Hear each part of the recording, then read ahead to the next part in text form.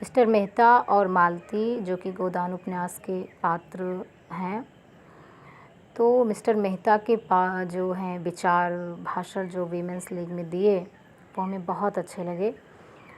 तो उनके विचारों को पढ़ते हैं। कहते हैं कि मैं इस सिद्धांत का समर्थक हूँ कि संसार में छोटे बड़े हमेशा रहेंगे और उन्हें हमेशा रहना चाहिए। इसे मिटाने की चेष्टा करना मानव जाति के सर्वनाश का कारण होगा। आश्चर्य अज्ञान का दूसरा नाम है। और विवाह के विषय में कहते हैं कि विवाह को मैं सामाजिक समझौता समझता हूँ और उसे तोड़ने का अधिकार न पुरुष को है न स्त्री को। समझौता करने के पहले आप स्वाधीन हैं, समझौता हो जाने के बाद आपके हाथ कट जाते हैं। तो मालती कहती हैं कि आप श्रेष्ठ किसे समझते हैं, विवाहित जीवन को या अविवाहित जीवन को? तो मेहता बहुत ही सुंदर जवाब देते हैं कि समाज की दृष्टि से विवाहित जीवन को और व्यक्ति की दृष्टि से अविवाहित जीवन को। फिर मैंने टिक किया है उनका मुख्य थॉट। फिर वो कहते हैं कि औरतों के विषय में कहते हैं, स्त्रियों के विषय में, कि मेरे जहन में औरत वफ़ा और त्याग की मूर्ति है जो अपनी बेज़बानी से, अपनी कुर्बानी से अपने को बिल्कुल मिटाकर पति की आत्मा का एक अंश बन जाती है। देह पुरुष की रहती है पर आत्मा स्त्री की होती है। आप कहेंगे मर्द अपने को क्यों नहीं मिटाता, औरत से ही क्यों उसकी आशा करता है? मर्द में वह सामर्थ्य ही नहीं है। वह अपने को मिटाएगा तो शून्य हो जाएगा। वह किसी खोह में जा बैठेगा और सर्वात्मा में मिल जाने का स्वप्न देखेगा। वह तेज प्रधान जीव है और अहंकार में यह समझकर कि वह ज्ञान का पुतला है, सीधा ईश्वर में लीन होने की कल्पना किया करता है। स्त्री पृथ्वी की भांति धैर्यवान है, शांति संपन्न है, सहिष्णु है। पुरुष में नारी के गुण आ जाते हैं तो वह महात्मा बन जाता है, नारी में पुरुष के गुण आ जाते हैं तो वह उल्टा हो जाती है। फिर कहते हैं कि आपके पास दान के लिए दया है, श्रद्धा है, त्याग है। पुरुष के पास दान के लिए क्या है? वह देवता नहीं लेवता है। वह अधिकार के लिए हिंसा करता है, संग्राम करता है, कलह करता है। फिर कहते हैं कि मैं प्राणियों के विकास में स्त्री के पद को पुरुषों के पद से श्रेष्ठ समझता हूँ, उसी तरह जैसे प्रेम और त्याग और श्रद्धा को हिंसा और संग्राम और कलह से श्रेष्ठ समझता हूँ। अगर हमारी देवियाँ सृष्टि और पालन के देव मंदिर से हिंसा और कलह के दानव क्षेत्र में आना चाहती हैं तो उससे समाज का कल्याण ना होगा। मैं इस विषय में दृढ़ हूँ। पुरुष ने अपने अभिमान में अपनी कीर्ति को अधिक महत्व दिया। वह अपने भाई का स्वत्व छीनकर और उसका रक्त बहाकर समझने लगा।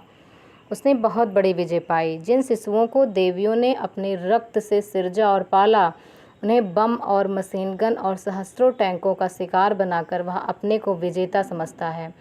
और जब हमारी ही माताएं उसके माथे पर केसर का तिलक लगाकर और उसे अपनी आशीषों का कवच पहनाकर हिंसा क्षेत्र में भेजती हैं तो आश्चर्य है कि पुरुष ने विनाश को ही संसार के कल्याण की वस्तु समझा और उसकी हिंसा प्रवृत्ति दिन दिन बढ़ती गई।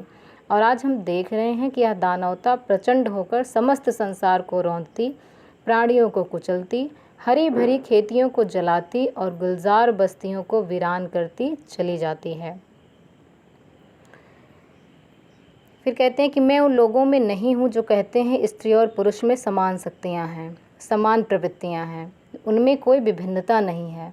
इससे भयंकर असत्य की मैं कल्पना नहीं कर सकता। यह वह असत्य है जो युग युगांतरों से संचित अनुभवों को उसी तरह ढक लेना चाहता है जैसे बादल का एक टुकड़ा सूर्य को ढक लेता है। मैं आपको सचेत किए देता हूँ कि आप इस जाल में न फंसें। स्त्री पुरुष से उतनी ही श्रेष्ठ है जितना प्रकाश अंधेरे से। मनुष्य के लिए क्षमा और त्याग और अहिंसा जीवन के उच्चतम आदर्श हैं। नारी इस आदर्श को प्राप्त कर चुकी है। पुरुष धर्म और अध्यात्म और ऋषियों का आश्रय लेकर उस लक्ष्य पर पहुँचने के लिए सदियों से जोर मार रहा है पर सफल नहीं हो सका। मैं कहता हूँ उसका सारा आध्यात्म और योग एक तरफ और नारियों का त्याग एक तरफ।